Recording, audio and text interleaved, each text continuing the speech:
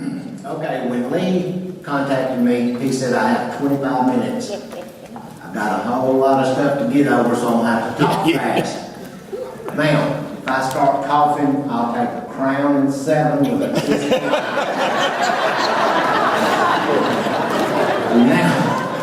Now, I'm sure everybody in this room has probably heard me speak before. Today, and Lee asked me just to go back to the basics. So what I entitled my program today was Back to the Basis, because that is what everybody in this room needs to know about your timberland. And I'm assuming everybody in here owns timberland. Now, big question, how did you become this timberland owner? And what are you doing with the timber now? Okay, we'll hopefully get through both of those. If I have time remaining, if this young lady doesn't stop me, I will also talk about what's new for individuals, trusts, and estates. So, you own timberland. How did you get it?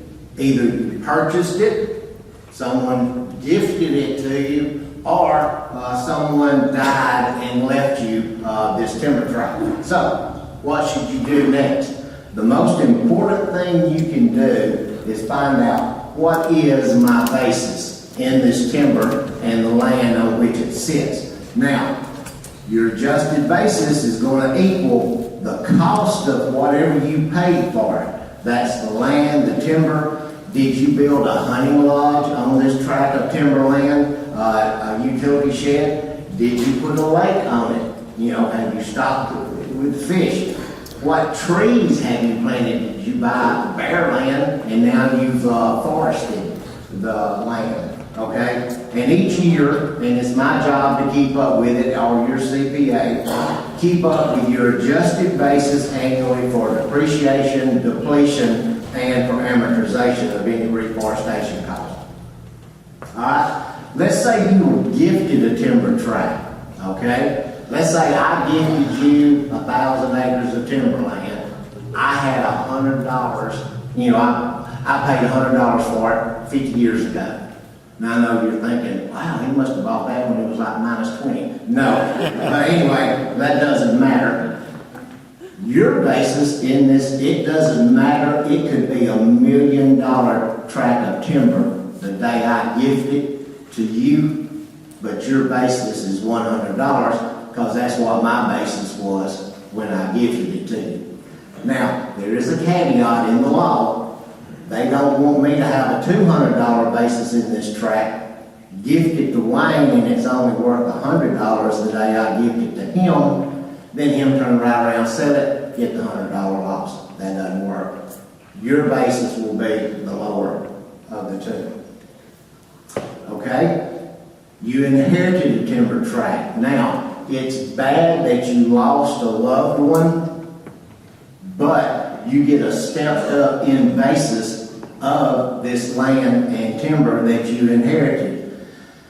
It's always the fair market value of the land and timber on the day of death, with the exception that if you filed an estate return, you can also use the alternate valuation date, which is 6 months later from the date of death. We don't see this much anymore because the estate limit now is $11.4 million. So I'm just under that amount, so I'm good to go. And it will keep being adjusted for the cost of living up until 2026. Now, when the new Tax Cuts and Jobs Act sunsets, is it going to go back to the 5.4 million it was a couple of years ago? Is it going to go back to $1 million? We don't know. Anybody in here from Congress? It doesn't matter. They don't know either. It doesn't raise a lot of money, but it does raise money, so I can never see Congress doing away with the estate tax. Now, special use valuation, we actually did some of that as a firm because what it allows you to do is significantly reduce the value of your land and timber if you happen to owe a state tax. The only problem is you can't sell it for 10 years after you file the return. So what we would always do is separate it into land and timber, and we do the reduction on the land. That way you could go ahead and sell the timber when you wanted to. All right, once you've established your basis, you need to allocate it between the land, the timber, the structures, anything else you may have on your land. All right, here's an example. Now, this came out of the U.S. Forestry Service guide. You bought a 100-acre timber tract. You paid $116,000 for it. You paid $1,000 to have it surveyed. You paid $800 to make sure that you were buying it from the legitimate owner. And you wanted to have your timber crews, because you want to know what the timber basis is. So your total cost is $119,300. As a CPA, man, I love an Excel spreadsheet, and I can just get all over this like a chicken on a June bug. But not everybody likes Excel like I do. So I told this cute young thing that works for me, she's a PowerPoint expert, and I said, I want you to take this slide and I want you to kind of spruce it up, because I'm going to be making the presentation and I want it to look nice. Well, that's what she came up with. And it would probably take about 7 of those crayons and 7-Ups and a glass of wine, and I still don't know if I can even get a good angle to see what I'm looking at. So I said, you know what, let me go back to what we had. So anyway, here we are, we paid $119,300 total to make sure what we purchased. Okay, we had a timber cruise. We had $26,000 worth of pine pulpwood, $2,000 worth of pre-merchantable timber, and the appraiser said the land was worth $80,000. All right. Anybody from the IRS in here? Hey, it's like I asked you if you're a police officer, you gotta raise your hand if I ask you. Okay, nobody from the IRS is here. I don't like this $80,000 for the land, and I'm gonna tell you why. You're not gonna sell your land. You're gonna cut the trees, then you're gonna reforest. You're never gonna sell the land. So why put so much value on the land when it's really not gonna benefit you? So a good CPA will actually spread some more of that up toward the timber so that you can get a better benefit from it. And if anybody ever asks you if I said that, I'll have to deny it, even though I'm being videotaped, so. But anyway, here's the fair market value of the acquisition. Now you see, the 108 is less than the 119.3 that we paid. So you have to allocate the cost over the original. You have to You have to allocate over the cost basis. So you wind up with $28,000 worth of pulpwood, $2,200 worth of pre-merchantable timber, and Lord have mercy, you got $88,000 worth of land, which more than likely you will never sell. All right, valuable resources everybody in here needs. You need an attorney, you need an appraiser, you need a forester. You could probably get away with not having a CPA, but I highly recommend everybody have a CPA. Not every CPA knows timber. I won't go into that story because I don't have enough time, but it's a humdinger. So if I ever have more than 25 minutes, I'll be happy to tell you that story. All right. Do you have a forest management plan? And you're probably like, what do I need that for? Why is this so important? Well, The IRS wants to make sure that you have a profit motive for your timberland. I think my microphone's messing up. Oh, here we go. All right. Everybody in here, I mean, you've got a profit motive. IRS wants it in writing. So you do need to have an actual plan in writing. Why is that important? It determines the type of timberland owner you are. Now, there's 4 different classifications. I'm not even worried about the bottom 2 because everybody in here is going to fit in the first or the second category, with the top category being the best as far as most tax favorable. All right. I was on the phone for 2 hours Thursday morning with an IRS auditor.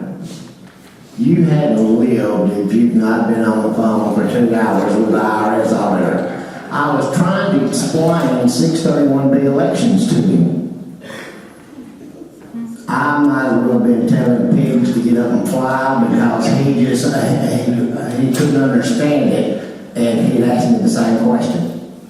I don't understand that. It should be a 631A election. And I said, well, the law changed in 2004. Well, I just don't understand that. It says right here it should be a 631A election. And I said, public law was passed October 22nd, 2004.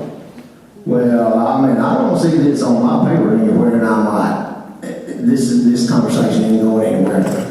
Anyway, the jury's still out on that. But you want to sell your timber, 631B election.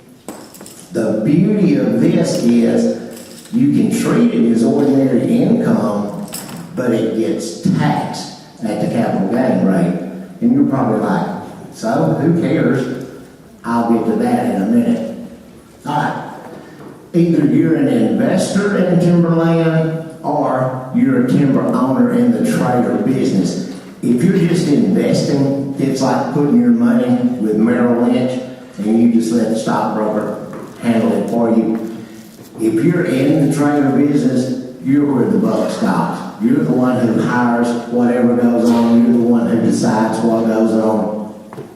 You're the final decision maker. All right, please keep records. I hope nobody in here ever gets audited, but if you do, the IRS wants you to have records and readily available. They don't want to call you and say, I want to see your receipts for the past 3 years, and you go, okay, it's going to take me about 6 months, but I'll have some for you, so I'll send them to you.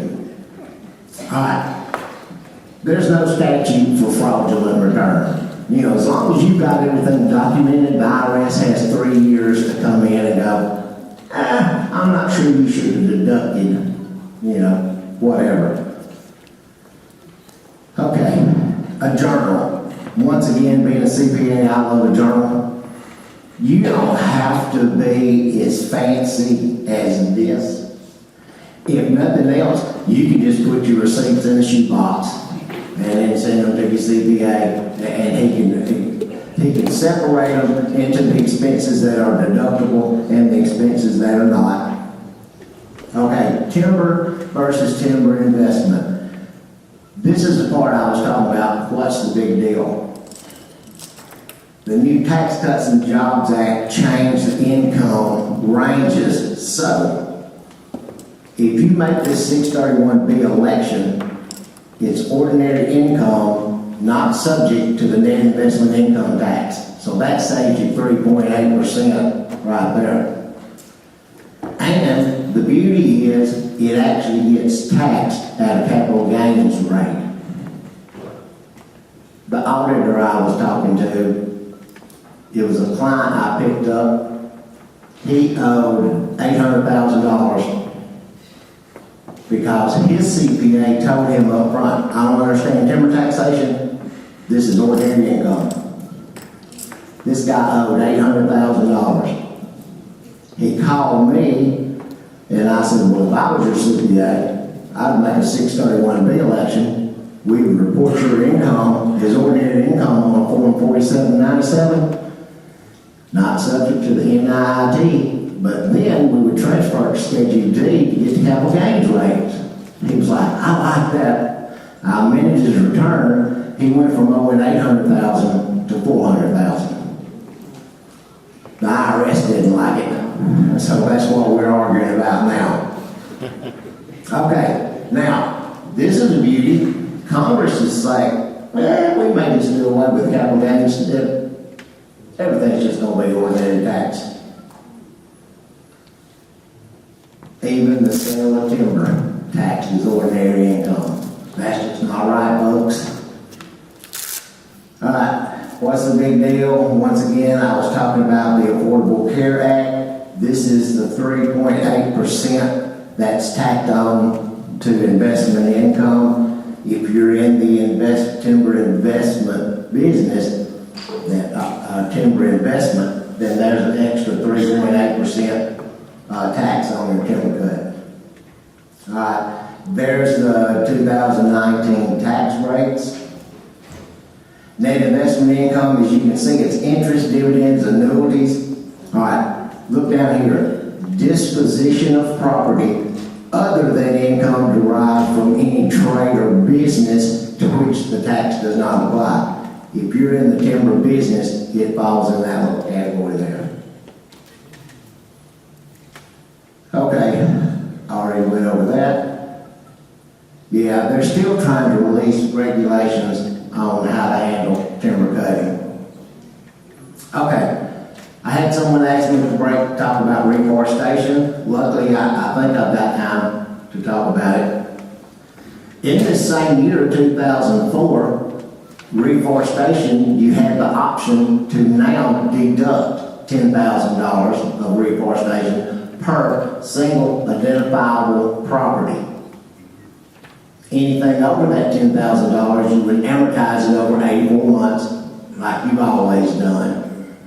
It doesn't matter, you can do 10 tracts, and you can deduct $100,000 as long as you spend no more than $10,000 per each of those 10 tracts. And reforestation, it's tree planting. If you have to rent machinery, if you have to hire labor to go put the trees out for you. Oh yeah, Alabama does not allow reforestation expense. So make sure your CPA is keeping up with your reforestation expense, because it adds to your basis, so that when you sell the trees later, you'll have an extra basis on the state return. Here's a Form T. The federal government says if you have a sale of timber, you have to file a Form T with your tax return. Our software program does not allow Form T. We've got a good enough relationship with IRS. They know we have our own timber template, and we just supply the information on the return without Form T. And so far, they've been satisfied with that. Okay, not quite the same. Tax avoidance. That's what you pay me and your CPA to do. Because anyone in here go, dang it, I wish I owed more money when you file your return. Okay, I didn't think so. I don't see any hands. That's what we get paid to do. But there's a difference in tax avoidance and tax evasion. That's when IRS will come calling and let you know there's something wrong. How much time am I? 7 minutes. Ooh, I'm doing good. Ooh, Park. Okay. Let's talk about estate returns. All right. It's due 9 months from the date of death. The exemption in 17 was $5.49 million.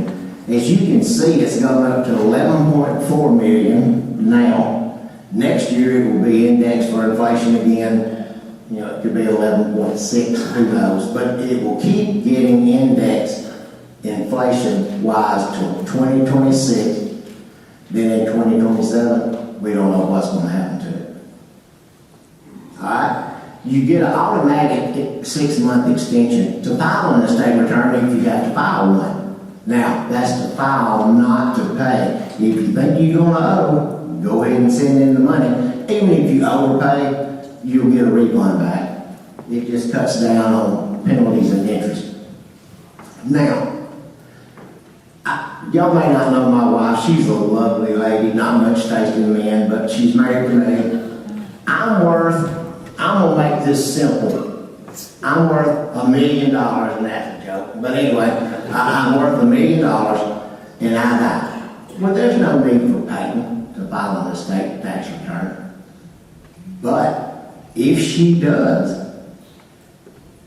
I've left $10.4 million of exemption, unused exemption, so that now when she dies, she can be worth $21.8 million without owing any tax. Now, you know, it's called portability. Okay. I got an example Thursday, but that's the example I was going to use. You don't have to do it, but if you're close to being that wealthy, I did have a lady, her husband died, and I explained it to her. And she was like, yeah, I don't know if I want to do that or not. And I said, well, I've got a letter that says, Orman explained it to me, and I choose not to file a portability return because that covers my boutique in case, you know, she strikes oil on her land or something. She called me about 2 weeks later. She goes, Orman, I may want to file one. And I'm like, well, what changed your mind? I bought a lottery ticket. And I said, well, before I start on the return, let's wait till the drawing's over, and we'll see if we need to pursue it or not.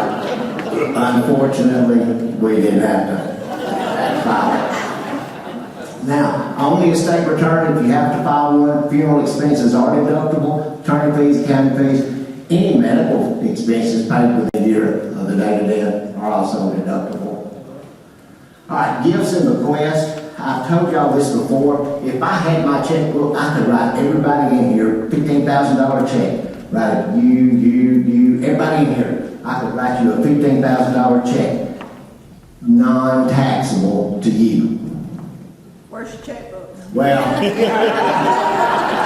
even if We come up with a drink.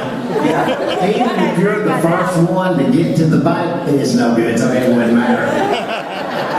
But you can gift a maximum $15,000 to anybody. You don't. It could be a stranger on the street. If you're married, it's $30,000. You just have to file a gift splitting tax return. Okay, charitable bequests, they're deductible as long as they're in your will. Had a guy die, I swear, you would have thought he was poor as Job's turkey. He was worth $16 million. His sister was the sole, he had no will. His sister was the sole heir. So she came in, we were working on his estate return, and she goes, I want to give $1 million to the church. He would have wanted that. And I said, you might have wanted that, but it's not deductible. She goes, oh my, what should I do? I said, you're getting all the money. You make $1 million charitable deduction, and it's deductible for you. So that's what you did. So the church got his $1 million. Ooh, okay. States are required to file death and taxes. That's two things that are required, and you still have to do taxes even after you're dead until your estate is closed. I would always recommend doing a calendar year end for a fiduciary return. It's just more simple and less expensive. All right, final fiduciary return, you get excess deductions. Alabama, you gotta love Alabama. I love Alabama. Only income flows out on the final day one of a trust return in the state of Alabama. No losses are allowed. And us accountants use this magic word called poof. And they just, You know, they go away. No benefit from those. Now, if you don't like paying taxes, do what Snoopy did. Just write the IRS and say, hey, take my name off your list. Okay. I actually got through my presentation. I almost needed that crown. Thank you so much. I tell you what,